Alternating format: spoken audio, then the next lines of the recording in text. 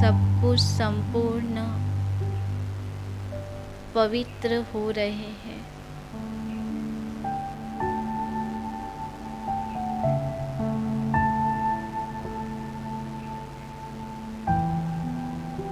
कोई अशुद्धि नहीं, कोई विकार नहीं।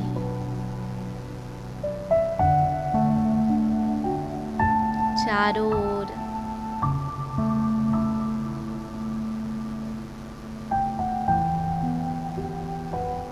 संपूर्ण पवित्रता,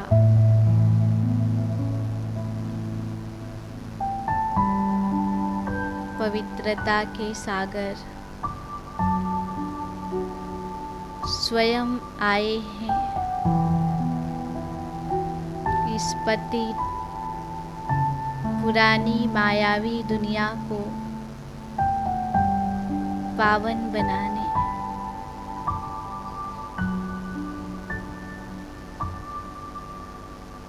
उनके पवित्रता के प्रकाश से समस्त संसार शुद्ध, स्वच्छ, पवित्र हो रहा है।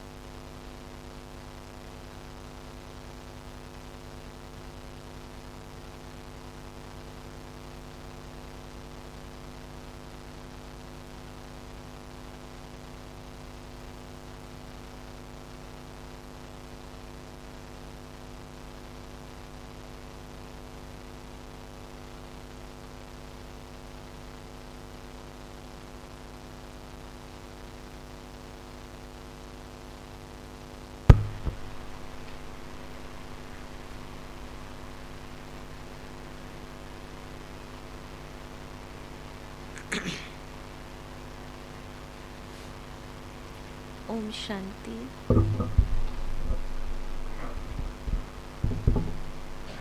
ओम शांति। आज बाबा ने हम बच्चों को स्मृति दिलाई है कि हम सबकी अभी की जो अवस्था है वो वानप्रस्थ अवस्था है, अर्थात वाणी से परे जाने की अवस्था है। क्योंकि जहाँ जाना है वहाँ न वाणी है न इशारे हैं। इशारों की भाषा भी सूक्ष्म वतन में है, लेकिन परमधाम में वो इशारों की भाषा भी नहीं है। तो बाबा कहते जब वाणी से परे जाना है, वानप्रस्थ अवस्था में जाना है, तो उसके साथ साथ दो काम करने हैं। बाबा को याद करना है और पावन बनना है, जिसके आधार से क्या होगा कि सारे खाते हमारे चुकतू हो जाएंगे। तो ये सारे कार्य अभी हमें करने हैं। बाप और घर को याद करने के लिए क्यों वानप्रस्थ अवस्था की बात कही? क्योंकि हम सभी अनुभवी हैं कि जब भी हम वाणी में आते हैं तो हमारी स्मृति में गड़बड़ हो जाती है ना। जितना हम शांत रहते हैं उतना बाबा की याद बनी रहती है। ज्ञान भी याद रहेगा, बाबा भी याद रहेगा, हमें अपनी भी स्मृति रहेगी, हमें क्या करना है वो भी याद रहेगा। लेकिन जैसे जैसे हम वाणी का प्रयोग करते हैं वैसे वैसे डिस्ट्रैक्शन स्टार्ट होता है। तो जितना हो सके कम वाणी यूज़ करते हुए, बाप और घर को याद करते हुए कैसे आत्मा को पावन बनाना है और सारे खाते चुकतू करने हैं, तो ये मुख्य पुरुषार्थ ये करना है। इसलिए आपने सुना होगा मम्मा के बारे में कि मम्मा बहुत कम बोलते थे, बहुत ही कम। जितनी आवश्यकता होती थी उतना ही बोलते थे, और सबसे अधिक तो बस जी बाबा ही कहा, और तो कोई बात होती नहीं थी। क्योंकि जब हमें आर्गुमेंट करना होता है तो बहुत सारी बातें बोलनी पड़ती है। जब हमें लॉजिकली प्रूव करना होता है अपने को, तब बहुत सारी बातें बोलनी पड़ती है। अपने आप को सिद्ध करने के लिए बहुत सारी बातें बोलनी पड़ती है। दूसरा गलत है उसको ब्लेम करने के लिए बहुत सारी बातें बोलनी पड़ती है। लेकिन हाँ करने में कितना क्या बोलना पड़ेगा? तो केवल हाँ जी ही बोला ना, और क्या बोलना है? नहीं करना है तो और बातें आती है बाद में। तो ये है कि मम्मा बहुत गंभीर थे। गंभीर माना सीरियस नहीं, मैच्योरिटी।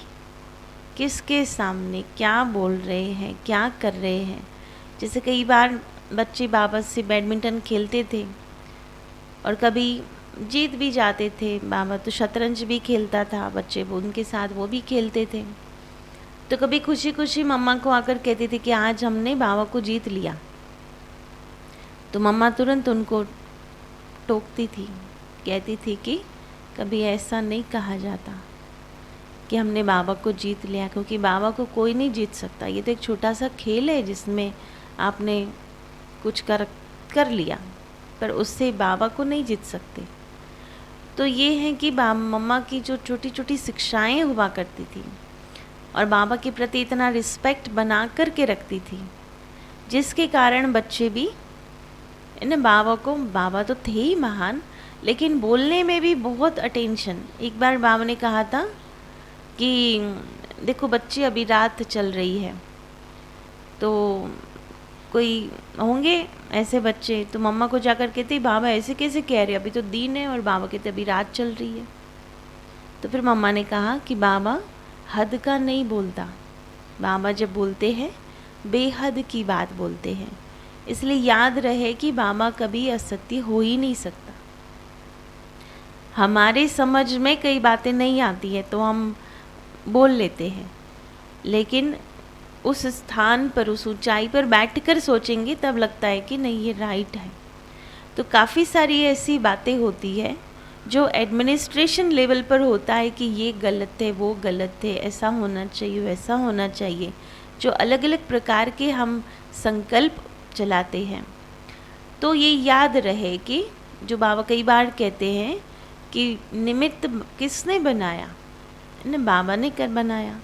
जब बाबा ने निमित्त बनाया तो बाबा ने ये कहा था कि आपकी अक्ल ज़्यादा है बाबा से, कि बाबा ने बिठाया तो उसमें कुछ कमी है ना। इसलिए जो हमारा काम नहीं है, आपको नहीं कहा ना एडमिनिस्ट्रेशन करने के लिए, तो उससे दिमाग बंद ही रखो कि हमको वो सोचना ही नहीं है कि ये होना चाहिए नहीं होना चाहिए। आपके पार्ट में क्या होना चाहिए नहीं होना चाहिए वो ही ध्यान रखो, लेकिन दूसरों के प्रति क्या होना चाहिए क्या नहीं होना चाहिए, जितना उसमें दिमाग कम लगाएंगे उतना हमारी वाणी व्यवहार हमारे संकल्प शांत होते चलेंगे, है ना। हम लोग ये प्रैक्टिस करते थे, हम भी बहुत बड़े संगठन में रहते थे महादेव नगर में, ज़्यादातर मैं तो 8 साल दीदी के पास ही रही।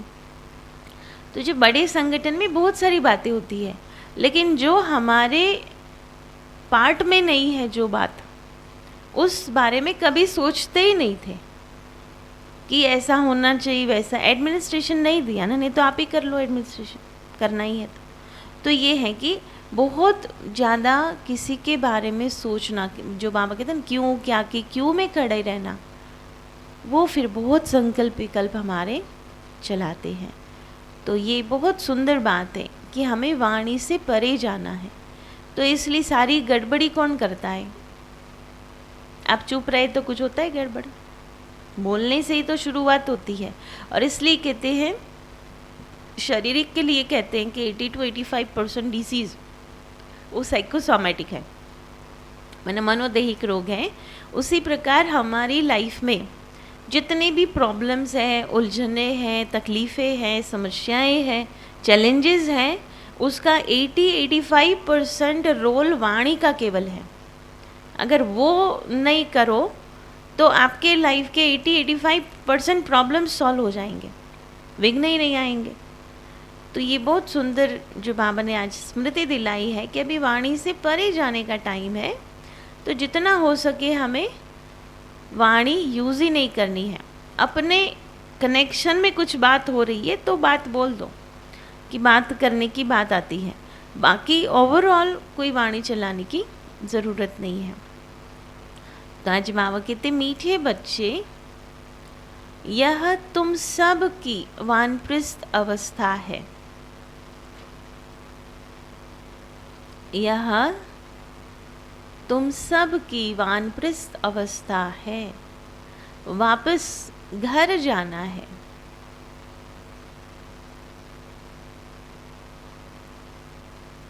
वापस घर जाना है, इसलिए बाप और घर को याद करो।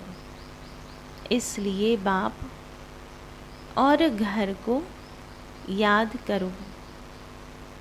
पावन बनो।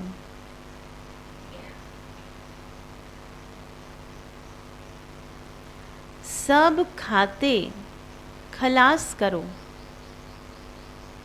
सब खाते खलास करो।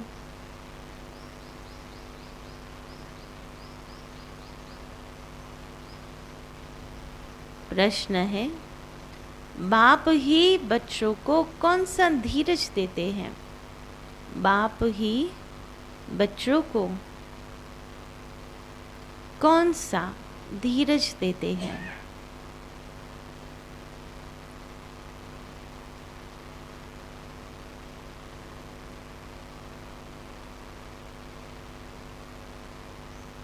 कौन सा धीरज देते?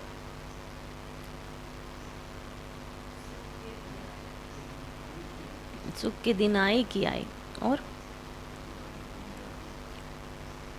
खत्म होने वाली है। देखो बाबा कहते, बच्चे अभी इस रुद्र ज्ञान यज्ञ में, अभी इस रुद्र ज्ञान यज्ञ में अनेक प्रकार के विघ्न पड़ते हैं।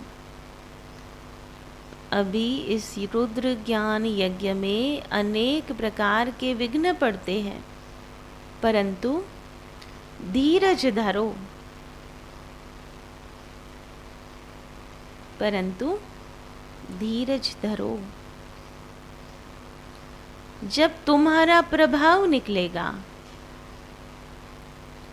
जब तुम्हारा प्रभाव निकलेगा, ढेर के ढेर आने लगेंगे।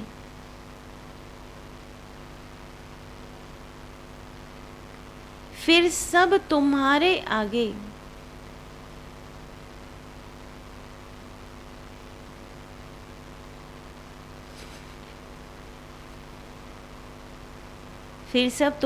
आगे आकर माथा झुकाएंगे।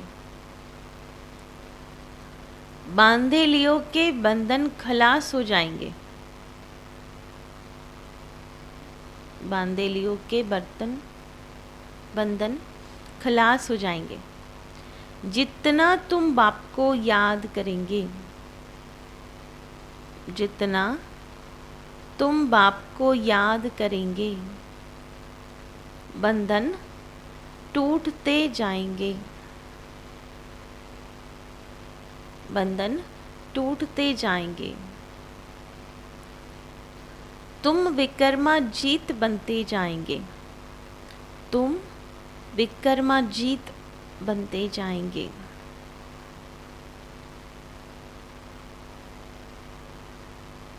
गीत है, भोलेनाथ से निराला कोई और नहीं। ओम शांति। भोलानाथ सदैव शिव को ही कहते हैं। शिव शंकर का भेद तो अच्छी तरह से समझाई है। शिव तो ऊंचे ते ऊंच मूल वतन में रहते हैं। शंकर तो है सूक्ष्म वतन वासी। उनको भगवान कैसे कह सकते हैं? ऊंच ते ऊंच रहने वाला है एक भगवान। फिर दूसरे तबक्के में है, दूसरे तबक्के में ना सेकंड स्टेज पर 3 देवताएं।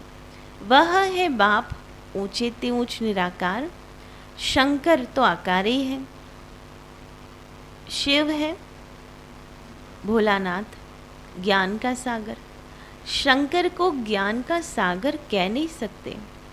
तुम बच्चे जानते हो शिव बाबा भोलानाथ आकर हमारी झोली भरते हैं। आदि मध्य अंत का राज बता रहे हैं। रचता और रचना का राज बहुत सिंपल है ना? और संसार को सबसे कॉम्प्लिकेटेड क्या लगता है ना? वही लगता। तो बाबा कहते बहुत सिंपल है। बड़े बड़े ऋषि मुनि आदि भी इन सहज बातों को जान नहीं सकते। जब वह रजोगुणी ही नहीं जानते थे तो तमोगुणी फिर कैसे जानेंगे? तो अभी तुम बच्चे बाप के सन्मुख बैठे हो, है ना? बाबा बार बार नशा क्या चढ़ा था कि अभी हम सन्मुख बैठे हैं। बाप अमर कथा सुना रहे हैं। यह तो बच्चों को निश्चय है। बरोबर हमारा बाबा शिव बाबा सच्ची सच्ची अमर कथा सुना रहे हैं। इसमें कोई संशय नहीं होना चाहिए। किस बात में संशय नहीं होना चाहिए? कि हमको सुना कौन रहा है। कोई भी मनुष्य हमको यह नहीं सुना रहे हैं। भोलानाथ है शिव बाबा। कहते हैं मुझे अपना शरीर नहीं है। मैं हूँ निराकार। पूजा भी मुझ निराकार की ही करते हैं। शिव जयंती भी मनाते हैं। अब बाप तो जन्म मरण रहित है। वह है भोलानाथ। जरूर आकर सभी की झोली भरेगा, है ना? केवल अपने बच्चों की झोली भरते ऐसा नहीं ना, सभी की झोली भरते हैं। कैसे भरेंगे? मुक्ति जीवन मुक्ति का वर्षा हर एक को मिलता है। तो कैसे भरेंगे यह तुम बच्चे ही समझते हो। अविनाशी ज्ञान रत्नों की झोली भरते हैं।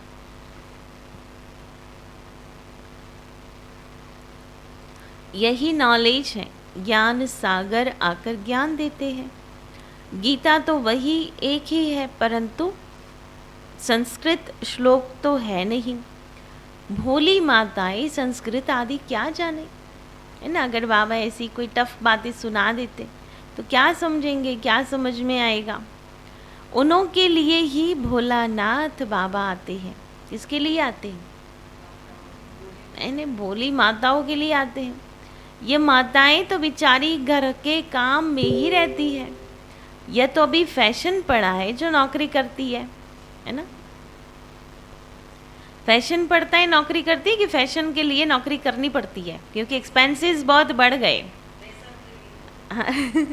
क्योंकि क्या है कि एक्सपेंसेस बढ़ गए ना। सिंपल रहो तो कोई एक्सपेंस नहीं है, तो अपने खर्च निकालने के लिए भी नौकरी करनी पड़ती है। तो बाबा अब बच्चों को ऊंचे ते ऊंच पढ़ाई पढ़ा रहे हैं।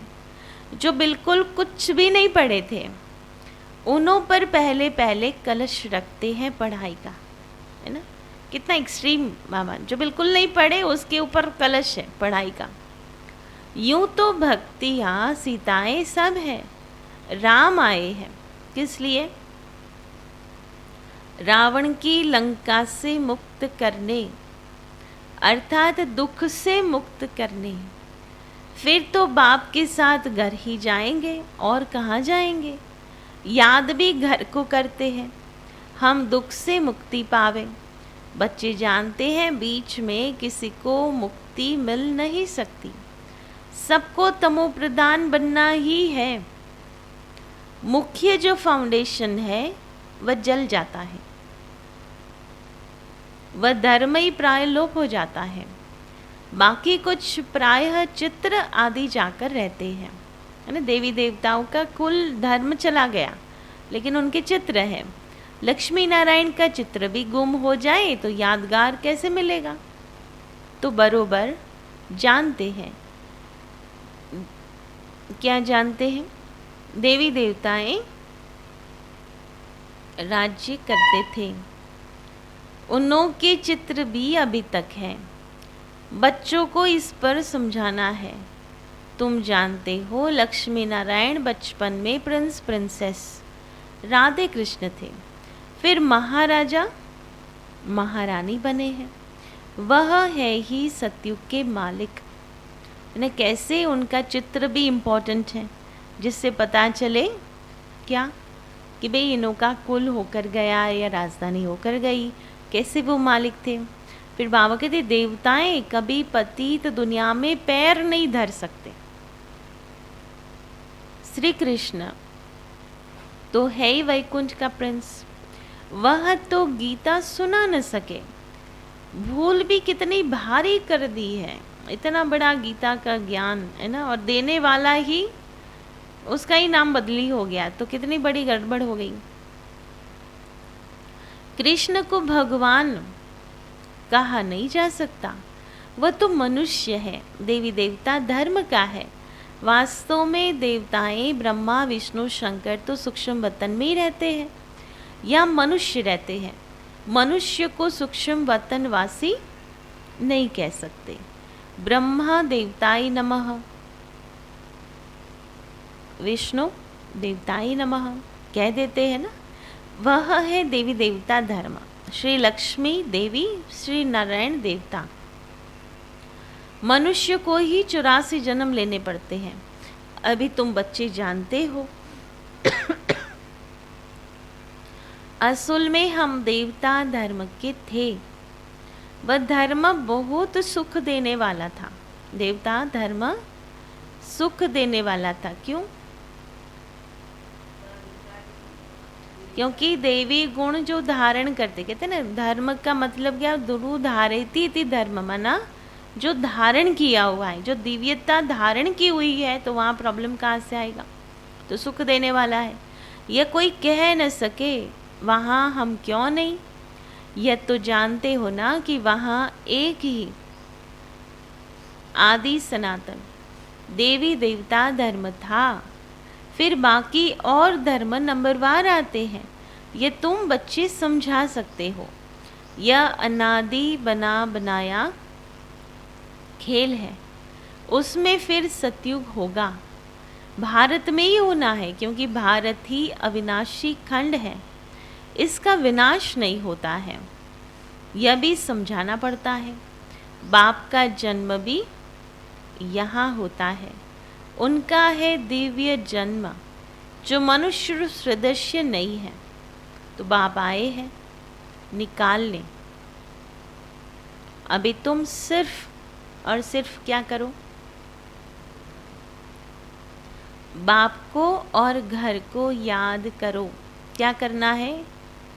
ओनली एंड ओनली बाप को और घर को याद करो, फिर तुम राजधानी में आ जाएंगे।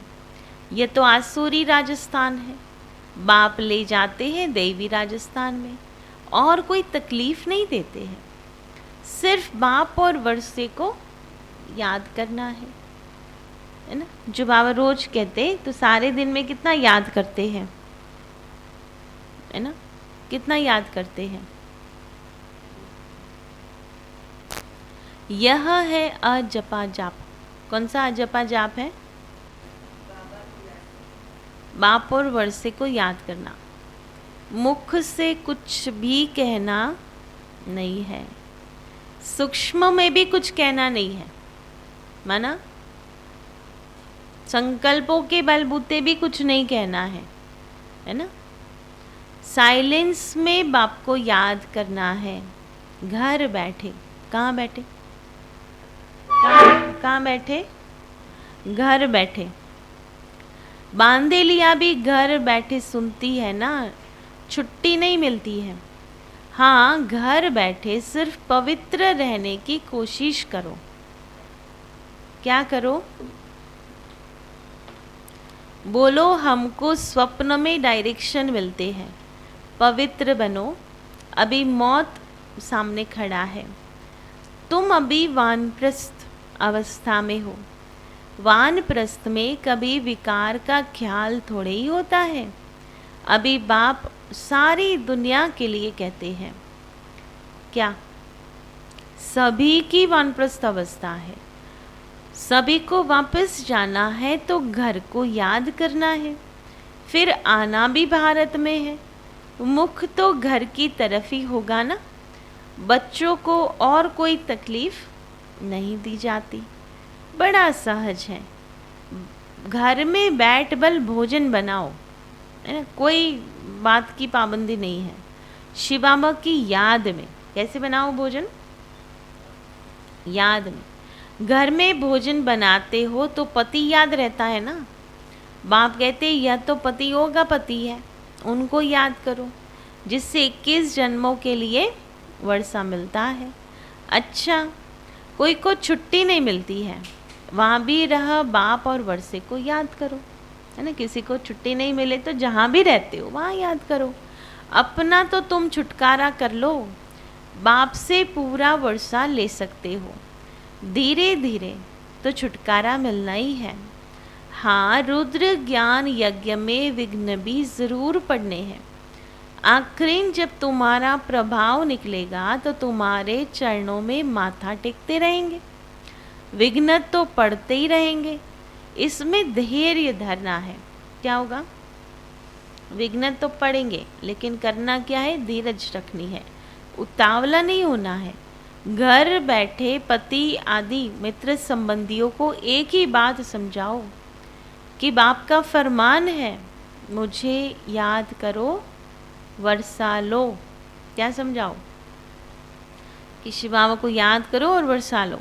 कृष्ण तो नहीं हो कह सकते, बाप को ही याद करना है, बाप का ही परिचय देना है, जो सब जान जाए कि हमारा बाबा शिव बाबा है।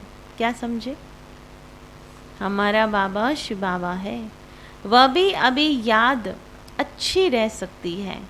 थोड़े समय के लिए बंधन मार पीट आदि होगा। बोलो नहीं होगा, नहीं बोलता। क्या कहते? थोड़े समय के लिए बंधन होगी, मारपीट होगी, सब होगा। आगे चल ये सब बंद हो जाएंगे। कोई कोई बीमारी होती है ना जो जट छूट जाती है, कोई वर्ष 2 तक चलती है। इसमें भी उपाय यही है। क्या? बाबा को याद करते करते बंधन छूट जाएंगे। कैसे होगा? इसलिए हर बात में धीरज धरना चाहिए। हमको तो आज का आज सतयुग आ जाए नहीं होगा, सब है ना, पेशेंस रखो।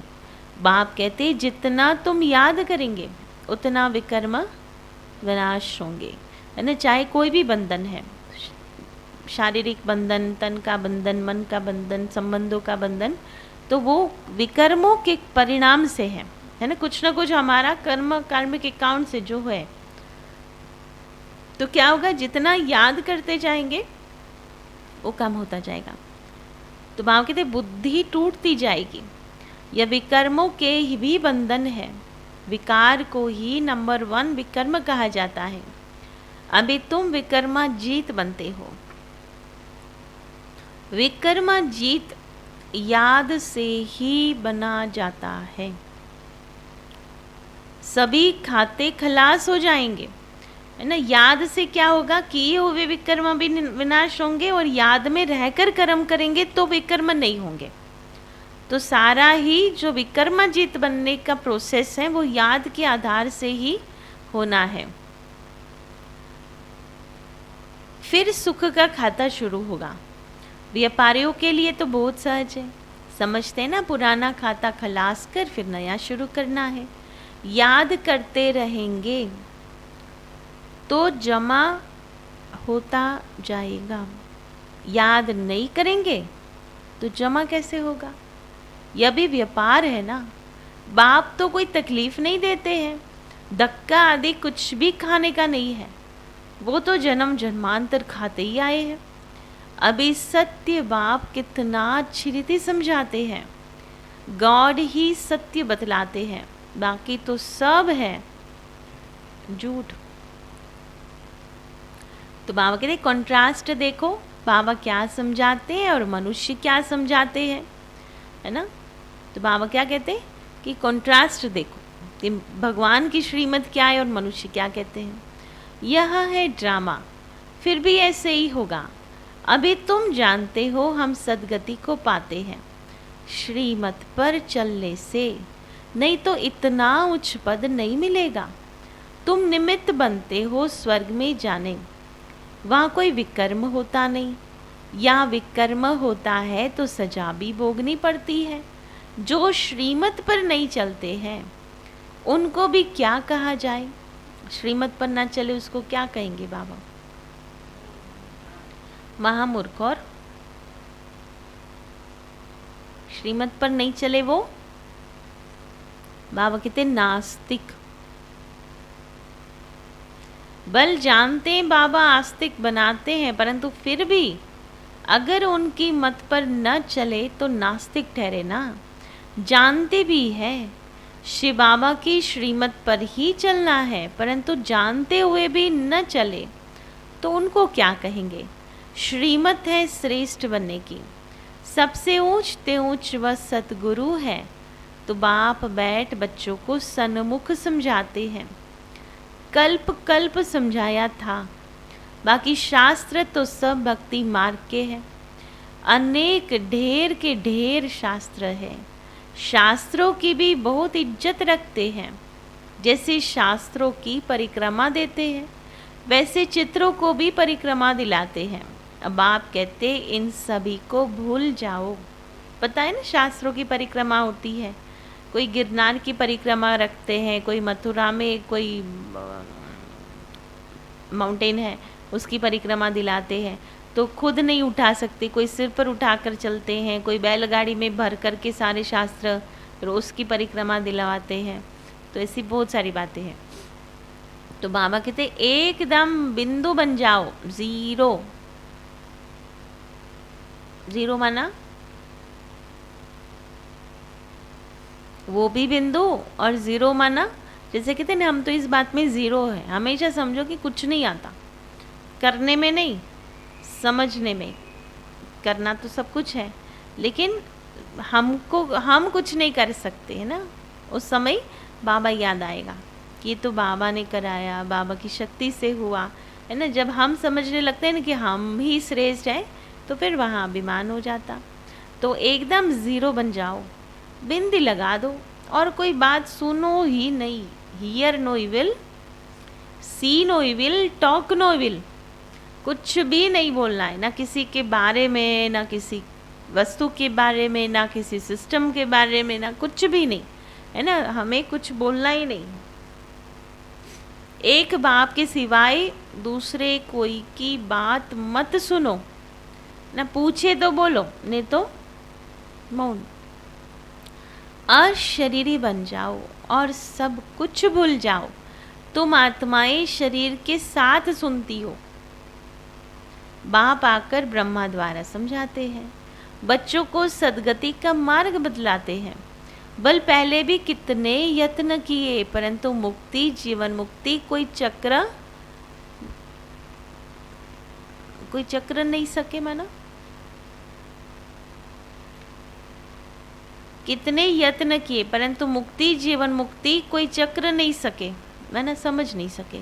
कल्प की आयु ही लंबी कर दी है। जितनी तकदीर में होगा, जिनकी तकदीर में होगा तो सुनेगा।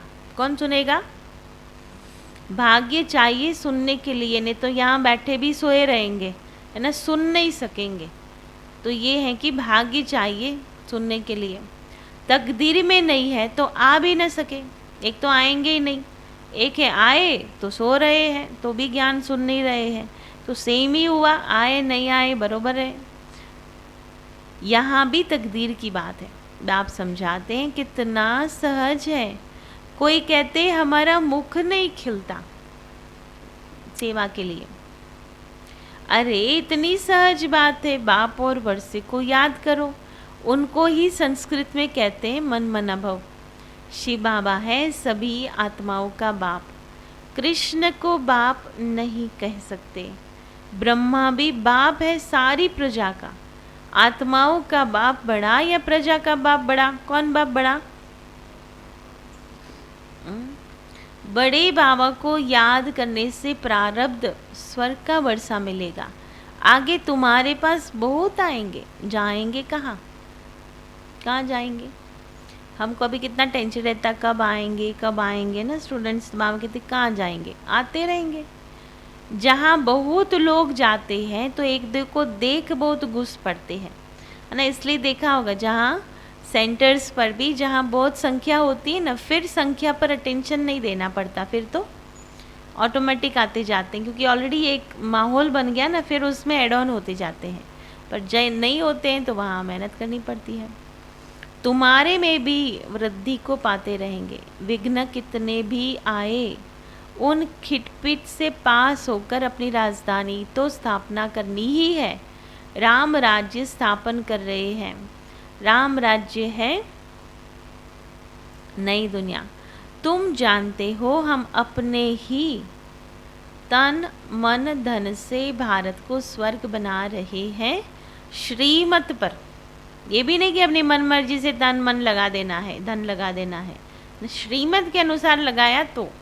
कोई से पहले तुम यह पूछो, परमपिता परमात्मा से तुम्हारा क्या संबंध है?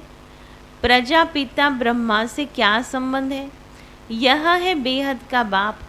फिर है बिरादरियाँ, एक से ही निकली हुई है ना।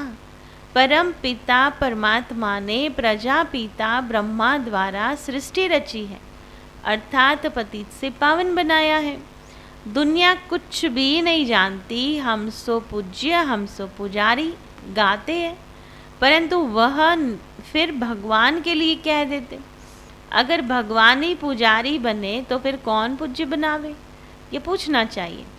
बच्चों को हम सो का अर्थ समझाया है।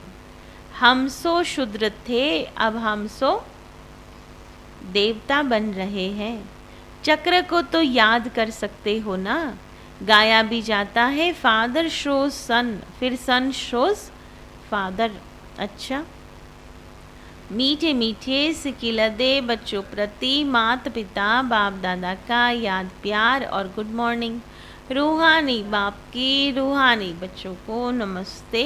रूहानी बच्चों की रूहानी बाप दादा को याद प्यार, गुड मॉर्निंग और नमस्ते। तो आज क्या होंगी धारणा की पॉइंट? याद से ही विक्रमाजीत बन सकते हैं। याद से ही बंधन मुक्त बनेंगे, सारे खाते खलास होंगे और नया खाता शुरू होगा। बाप और वर्षे को याद करना है, बाप और घर को याद करना है। अजपा जापे मन मना बहु। और अभी सबकी वानप्रस्थ अवस्था है तो चुप रहना है। विघ्न आते रहेंगे अंतिम समय तक, लेकिन बाबा कहते जाएंगे कहाँ, है ना। पावन बनना है। पहली पॉइंट है होशियार व्यापारी बन।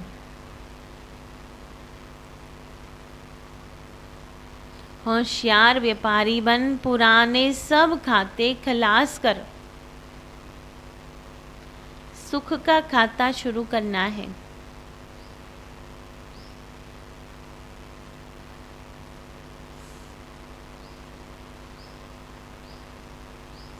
याद में रह,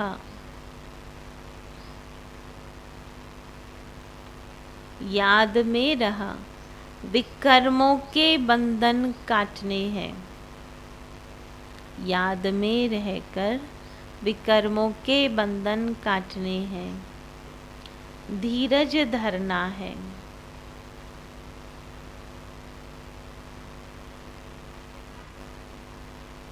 उतावला नहीं होना है।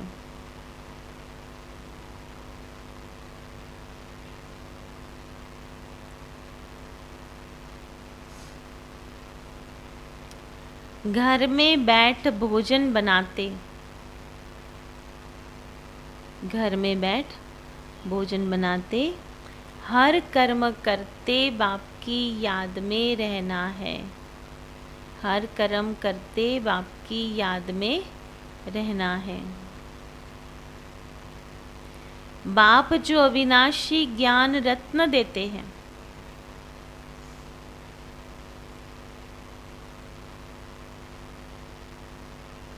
बाप जो अविनाशी ज्ञान रत्न देते हैं, उनसे अपनी झोली भर दूसरों को दान करना है।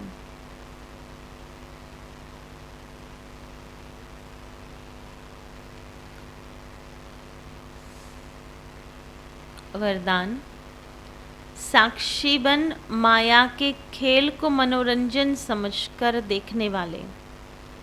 साक्षी बन माया के खेल को मनोरंजन समझकर देखने वाले मास्टर रचयिता भव। मास्टर रचयिता भव।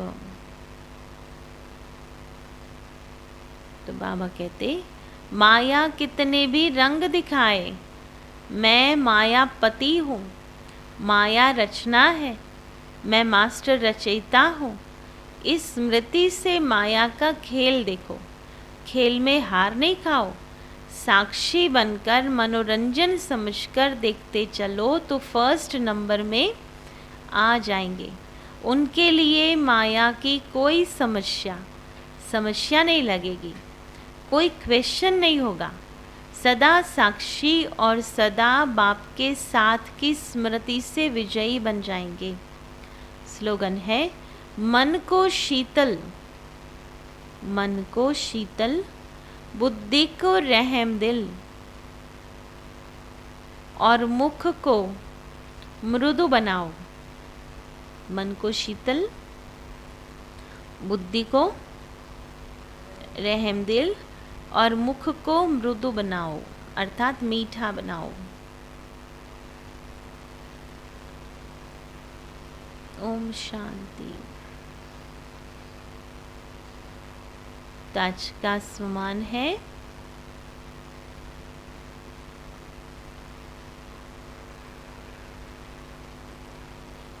आज का स्वमान साक्षी। एक मिनट, स्वमान इसमें है। मैं हर्षित मुख हूँ। कौन हूँ? निकाले तो आज तारीख कई है। मैं हर कर्म में बैलेंस रखने वाली आत्मा हूँ। मैं हर कर्म में बैलेंस रखने वाली आत्मा हूँ। आज की जो स्थिति का अनुभव है, अनुभूति करनी है, साक्षी दृष्टा स्थिति।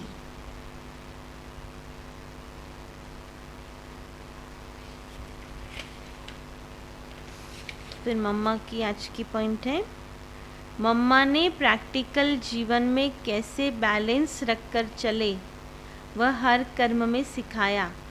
कर्मणा में सब प्रकार की सेवाएं पहले स्वयं करके फिर सिखाती थी।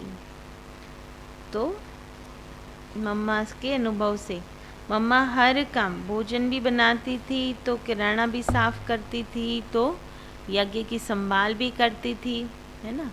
तो सारा काम मम्मा खुद करके सिखाती थी। तो आज की स्थिति कौन सी बनानी है? साक्षी दृष्टा की। और स्वमान क्या था? कर्म में बैलेंस रखने वाले। ठीक है। ओम शांति।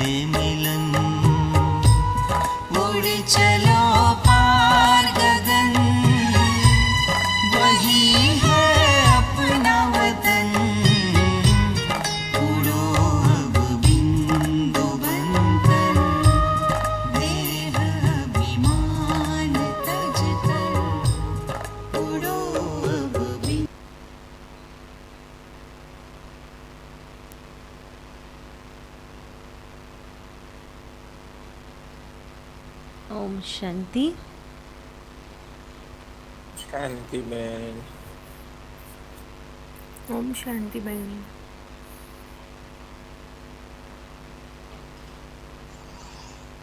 ओम शांति। बाकी तो ओम शांति हम लोगों बेन। ने कल बहुत सुंदर एक बात तय करी है कि गुरुवार से शाम को 8 से 9 हम टेलीग्राम पर मम्मा की बुक पढ़ने वाले हैं। तो जो भी भाई बहन है, ये सारा ऑनलाइन ही रहेगा, तो आप भले भोजन खाते हो, बनाते हो, घर में हो, बाहर हो, अगर कहाँ जाना भी हुआ तो भी आप टेलीग्राम चालू करके हेडफोन्स कान में लगा करके सुन सकते हो। पर ये संकल्प किया कि जैसे बाबा की जीवन कहानी है, मम्मा की जीवन कहानी है, आदि रत्नों की एक्सपीरियंसेस हैं, तो वो हम हर रोज़ ये पढ़ेंगे 8 से 9। जिससे क्या होगा कि यज्ञ के जो वो दिनों के अनुभव हैं, कैसे यज्ञ चला, कैसे बना, कैसे लोगों ने एक्सपीरियंस किए, कितने विघ्न आए, तो हम यज्ञ को अपने साथ जोड़ सकेंगे।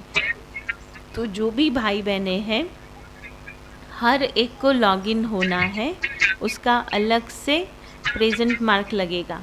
तो वो सबको ध्यान में रहे कि कौन कौन सुन रहे हैं, उनका डिटेल हमारे पास रहेगा। तो ये बहुत अपनी उन्नति के लिए भी बहुत आवश्यक है। तो 8 to 9 रात्रि को टेलीग्राम पर आपको लॉगिन करना है, गुरुवार से